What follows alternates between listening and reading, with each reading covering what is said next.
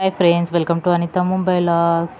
చూడండి, ఈరోజు ఒకటి క్రాఫ్ట్ చేస్తున్నా. దానికోసమే నేను ఒక క్రాఫ్ట్ పేపర్ తీసుకొని చూడు ఇట్లా కోన్ షేప్లో దీన్ని అతికించుకోవాలా.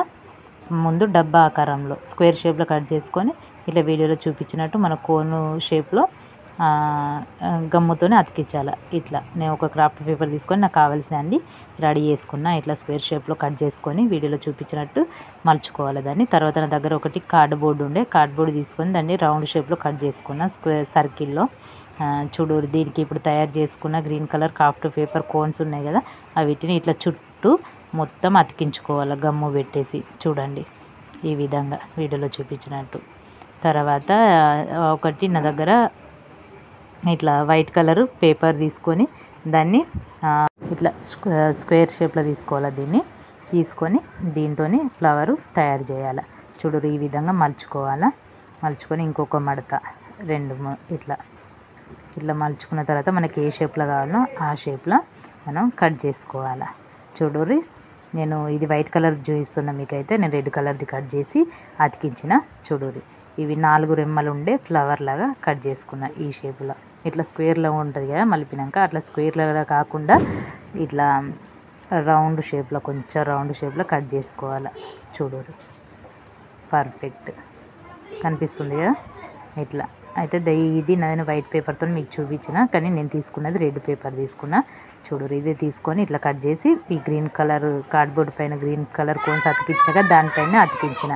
తర్వాత మధ్యలో ఎల్లో కలరు ఫ్లవర్స్ తయారు చేసి అతికించిన. దానికోసమే ఇప్పుడు నేను ఎల్లో కలర్ చేసేటప్పుడు వీడియో తీయలేను, అందుకోసం మీకు సపరేట్గా వైట్ కలర్ క్రాఫ్ట్ పేపర్ మీద చేసి చూపిస్తున్నా. చూడరు, ఇట్లా వీడియోలో చూపించినట్టు ఫోల్డ్ చేసుకోవాలి. ఫోల్డ్ చేసుకొని ఇట్లా చూడరు, ఓపెన్ ఉన్న సైడ్ కాకుండా క్లోజ్ ఉన్న సైడు మలుచుకోవాలా. చూడరు, ఇట్లా మలుచుకొని మనకి ఏ షేప్లో ఫ్లవర్ కావాలో ఆ షేప్లో మనం పిన్నుతో కానీ పెన్సిల్తో కానీ డ్రా చేసుకోవాలి. చూడరు, నేను ఈ షేప్లో కట్ చేసుకున్నా. నేను కట్ చేసిన పేపర్స్ క్రాఫ్ట్ కలర్ది, కానీ నేను అప్పుడు వీడియో తీయలేను, తర్వాత వీడియో తీసిన. అందుకోసం వైట్ పేపర్తో మీకు అర్థమవుతుందని వీడియోలో ఇట్లా వైట్ క్రాఫ్ట్ పేపర్ పైన కట్ చేసి చూపిస్తున్నా. చూడండి, అయితే పిల్లలకి ఇప్పుడు వినాయక చవితి వస్తుందిగా, స్కూల్లో డెకరేషన్ చేసి ఐటమ్స్ తీసుకురమ్మని చెప్పారట. అందుకోసం ఏం తయారు చేయాలని ఆలోచించి ఇది తయారు చేసిన. చూడండి, టోటల్గా వైట్ పేపర్తో ఇట్లా ఫ్లవర్స్ కట్ చేసుకొని తయారు చేసి అతికించిన. చూడరు, ఎల్లో కలర్ అట్లనే. తర్వాత మళ్ళీ రెడ్ కలర్ పైన ఇంకేమన్నా అతికిస్తే బాగుంటుందని ఆలోచించి మళ్ళీ ఇంకా చిన్నగా ఇప్పుడు రెడ్ కలర్ది పెద్దది, రెడ్ కలర్ది 4 వచ్చినాయి. తర్వాత ఎల్లో కలర్ది 6 వచ్చినాయి. ఇప్పుడు ఇది చేసేది కూడా ఎల్లో కలర్ది 8 ఇచ్చినాయి, ఒకటి కట్ చేసి 7 చేసేసిన. ఇప్పుడు ఈ వైట్ కలర్ ఫ్లవర్స్ కూడా 5 చేసిన. ఇట్లా 2 కట్ చేసి చేసుకున్నా. చూడండి, ఎట్లా అనిపించింది అన్నది నాకు కామెంట్లో చెప్పండి. ఇదే ఇక వట్టిగా ఉంటే కొంచెం బాగా కనిపిస్తలేదా అని దానిలో వైట్ కలర్ దానిలో గమ్ము పెట్టేసి ఫ్లవర్స్లో కొన్ని స్టోన్స్ అతికించిన. ఎల్లో కలర్లో కూడా అట్లా అతికించిన. తర్వాత గ్రీన్ కలర్ కోన్లో కూడా కొన్ని స్టోన్స్ ఉంటే ఆ స్టోన్స్ అన్నీ అతికించిన.